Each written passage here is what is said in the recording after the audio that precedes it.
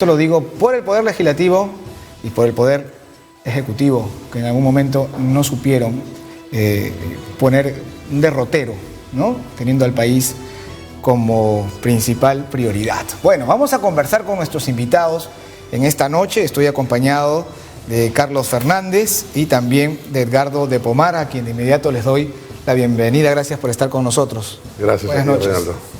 Bueno, no sé si todavía hay que discutir si es o no constitucional el acto de Martín Vizcarra, porque en eso hemos escuchado argumentos tanto de un lado como del otro, bastante razonables, bastante convincentes, pero que no parecen tener un punto de acuerdo, no sé, de encuentro. No sé si tienen algo que decir al respecto.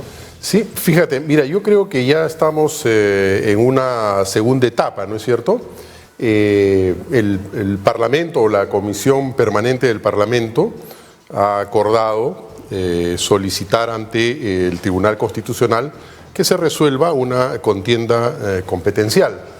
La OEA, por su parte, también podemos nosotros interpretar que como no le queda claro, ¿no?, si fue o no fue constitucional, entonces lo que recomienda eso es que lo resuelva el Tribunal Constitucional. Entonces vamos a una segunda etapa.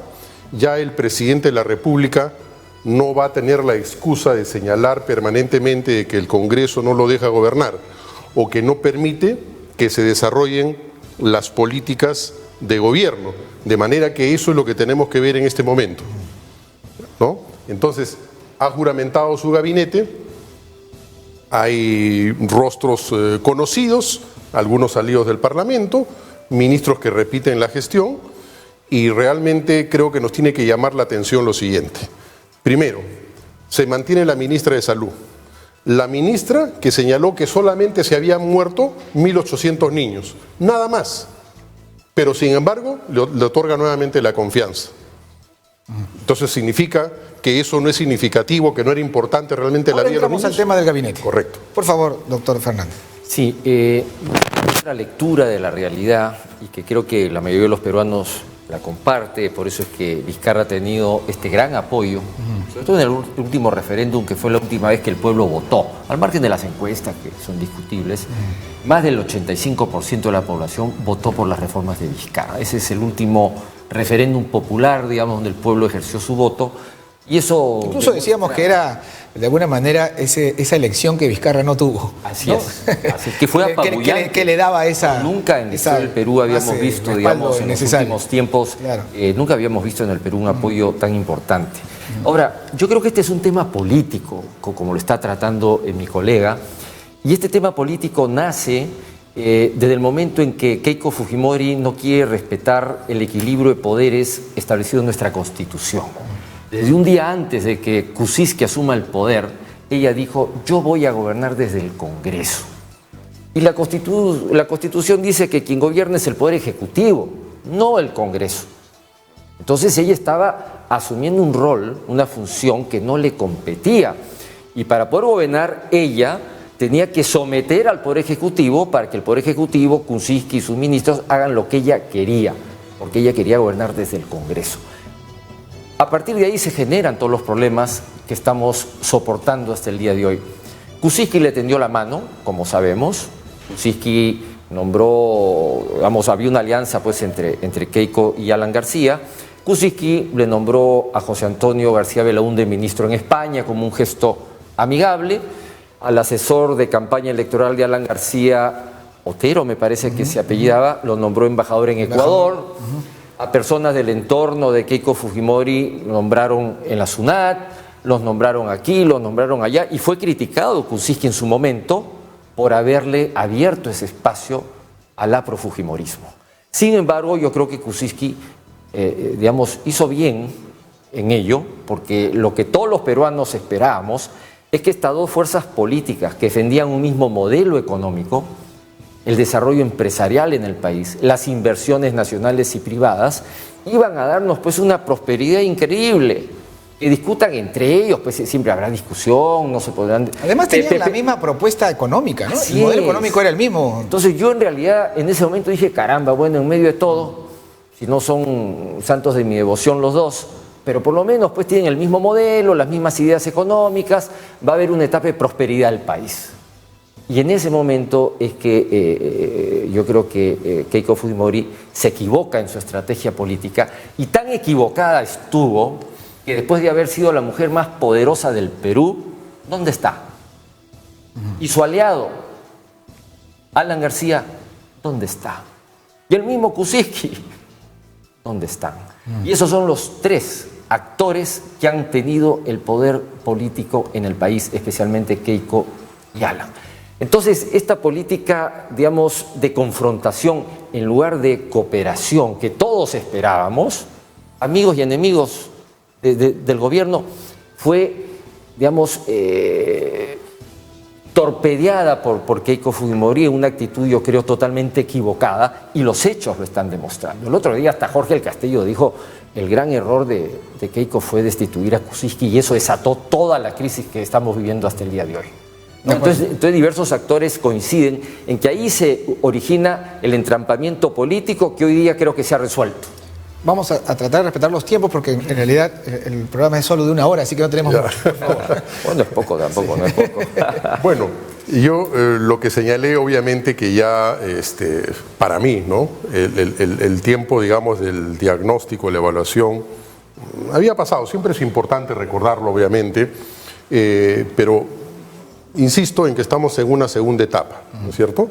Y entonces espero que el presidente Vizcarra ahora sí se ponga a trabajar, ¿no? Porque digamos que permanentemente se acabaron las excusas. Yo no sé si inventarán otras, es lo más probable, pero se decía que quien obstruía, quien detenía justamente la prestación de los servicios públicos, la atención de las demandas populares era el Congreso. Ya no están los parlamentarios. Entonces, esperemos que se pongan a trabajar, ¿no? Por eso, el nuevo gabinete. El nuevo gabinete, por eso yo hacía referencia a estos ministros a quienes les ha renovado la confianza. Y por eso que me llama la atención poderosamente que a la señora ministra de Salud se le haya renovado la confianza. Cuando vemos estas colas inmensas en los establecimientos de salud del Ministerio de Salud, en las regiones, y siempre se ha reconocido que el Ministerio de Salud tiene una facultad rectora, pero al mismo tiempo fiscalizadora de la prestación de los servicios de salud. Y entonces, como decía hace un momento, si 1.800 niños que han fallecido por falta de adecuada atención de equipamiento no significan nada, o sea, no hay ahí una evaluación de los errores, un mea culpa, pero en fin, lo mismo pasa en el sector interior. Nosotros, según los análisis, se requieren 80.000 efectivos policiales más en todo el Perú. Y entonces todos los días vemos asesinatos, ¿no? Los robos, los hurtos, los asaltos, ¿no es cierto? Mucha violencia en la sociedad. Le ha renovado la confianza al ministro. Esperemos que ahora sí se pongan a trabajar. Vemos en el caso de educación.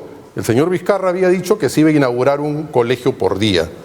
Pero también los medios de comunicación nos presentan que hay miles de estudiantes en el Perú que van a escuelas que tienen una infraestructura básica, por decir lo menos. No hay la suficiente capacitación a los maestros. Y por otro lado, en el caso de transportes y comunicaciones y en el sector vivienda, se dice que el Perú tiene un déficit de 70.000 millones de dólares en lo que es infraestructura básica. Esperemos también que el señor ministro de Transportes y Comunicaciones y el nuevo ministro de Vivienda se pongan a trabajar en favor de los peruanos. Ahora, siento que al presidente Vizcarra se le acabó el discurso que mantenía siempre expectante a la gente, ¿no? Que era este tema del lío o los líos repetidos uno y otro con el Congreso de la República, y más allá quien sea el principal responsable de eso. Pero siempre para pelear se necesitan dos, ¿no? ¿Seguirá el presidente inaugurando trochas? ¿Qué demanda este nuevo tiempo? Mira, yo estoy de acuerdo con mi colega de que ahora se inicia una nueva etapa en la cual Vizcarra ya no va a tener, digamos, los obstáculos y la obstrucción que ha tenido hasta ahora, porque yo la verdad que en mi vida había visto que en 3 años hayan 3 presidentes de la República. Eso se llama inestabilidad política. Entonces tú con inestabilidad política, si se anda cambiando presidentes y ministros y viceministros, ¿cómo vas a gobernar? Además, ¿quién quiere ser ministro? Pero muchos le reclaman a Vizcarra haber sido uno de los promotores de la caída de Kuczynski, Mira, ¿no? todos sabemos que la promotora fundamental ha sido Keiko Fujimori, que claro, frente a una situación que se le pone al frente que él es el reemplazante, él dijo, ok, yo lo reemplazo, pero él no promovió todo, no tenía la fuerza política para hacerlo ni los votos del Congreso, eso está clarísimo.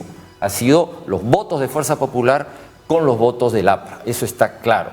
Que Vizcarra aceptó reemplazar constitucionalmente al presidente era lo legal. Que si copiró, no copiró, entramos ya a otro tema, ¿no?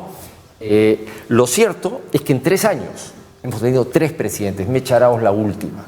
Eso se llama inestabilidad absoluta y generada fundamentalmente por el Congreso. Ahora, ¿quién quiere ser ministro?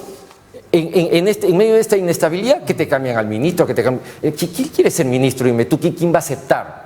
Es muy difícil tener gente de alto nivel y en eso coincido yo con él, pero es difícil. Y además la amenaza de una posible... Así es, entonces adelante. es muy complicado en un ambiente tan inestable donde todo el mundo se acusa, se enjuicia, entonces está el agua todavía turbia.